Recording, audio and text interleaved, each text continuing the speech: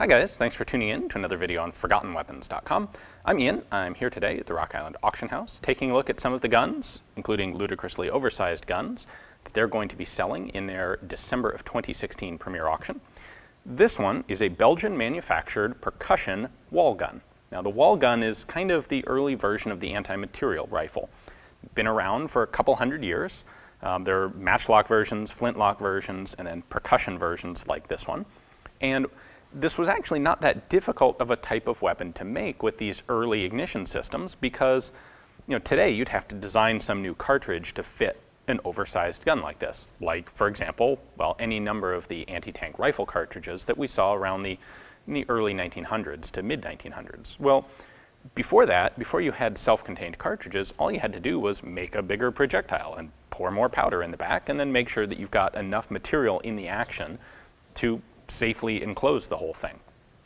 So these were often used, when these were used, they were typically used as defensive arms, primarily to mount on, say, rampart walls, fortification walls. In this case, you can see we have this pivoting spike here, which allows you to drop the gun easily into a pintle. You can then swivel it around. You don't have to try and carry the thing. You don't have to try and hold it up while you're aiming with it. This is a heavy gun. This is 33 pounds, this one in particular, and there are examples that were much heavier, up to like 50 pounds.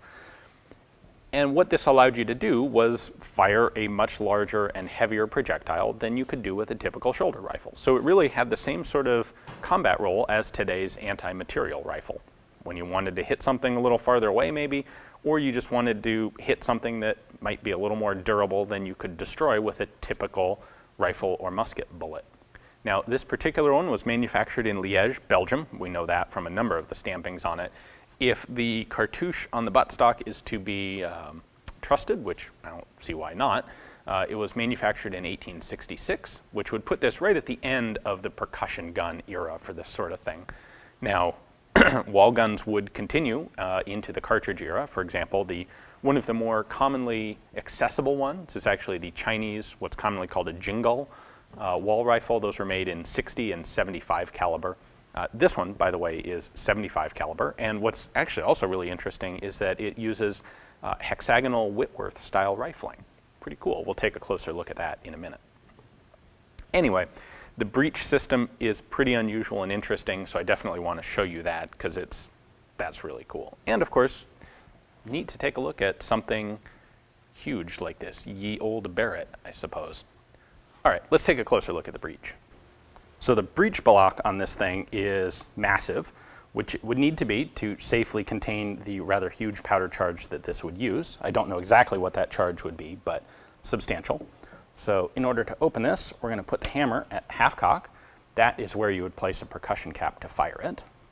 Then we're going to take this lever and pivot it out. You'll notice it has this flat spring here to put some tension on the lever that holds it either in the open or the closed position.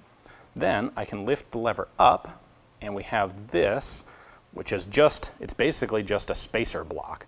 Once that's out of the way, then I can push the breech block back and pull it out without tipping the gun over.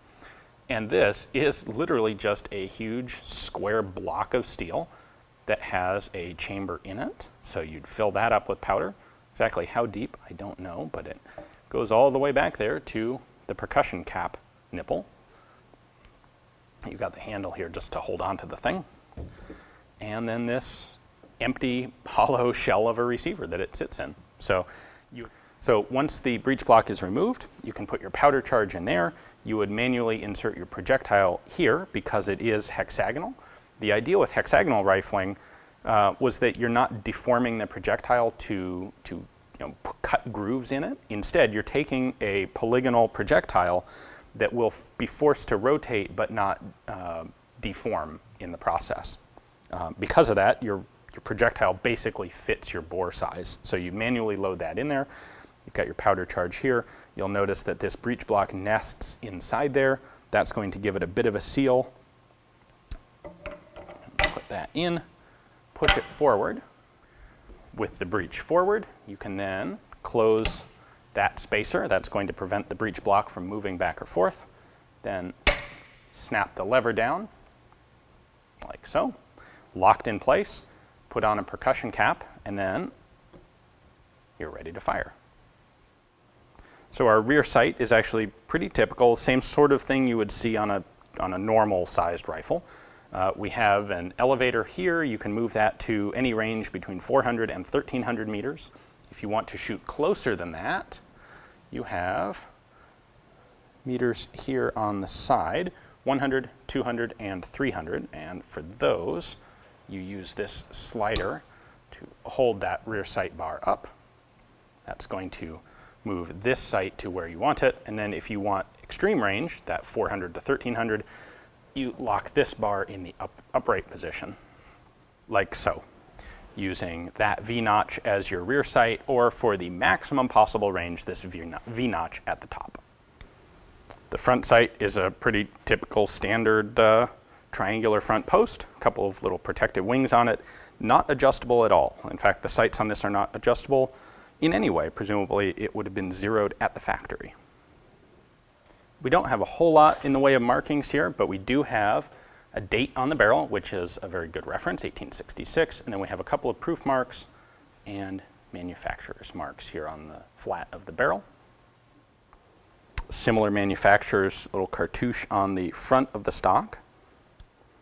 And then what is definitely the coolest marking on the whole thing, which is this cartouche on the back of the buttstock on the side, which is going to say, Manufactured Arms, Liège, 66. This thing is here to serve as a pistol grip.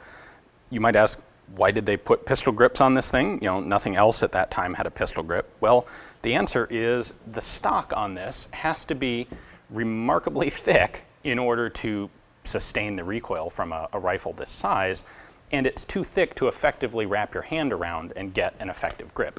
So they put a pistol grip on it, which you can hold this way. Also, keep in mind that because this thing is mounted on a swivel or a pintle, or otherwise supported by something like this, the grip isn't as important. You're not using it to really support the rifle so much as just to point the rifle in the proper direction for aiming. Something like this is doing all the actual support. So we get a cool view of the hexagonal muzzle here. That is the rifling. What you do is cut the bore hexagonally and then twist it as you're proceeding down the length of the barrel. So the bullet isn't actually being deformed, but if you put a hexagonal bullet into a hexagonal profile bore like that, you will force it to spin and get all of the beneficial effects of rifling. Thank you for watching, guys. I hope you enjoyed the video. These are cool guns to look at, and they don't show up all that often. Their coolness is often outweighed, literally, by the fact that they are massive and heavy guns and difficult to move around and display, and so they don't turn up all that often.